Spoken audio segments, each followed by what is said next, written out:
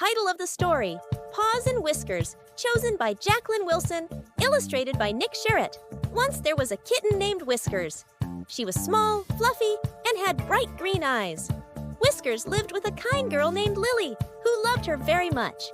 Every day they played together in the garden. Whiskers would chase butterflies, and Lily would laugh and clap her hands. One day, Whiskers got curious and followed a squirrel into the woods. She wandered too far and got lost. The trees were tall and everything looked the same. Whiskers meowed, feeling scared and alone. But soon she heard a familiar voice calling, "Whiskers! Where are you?" Lily had been looking everywhere for her.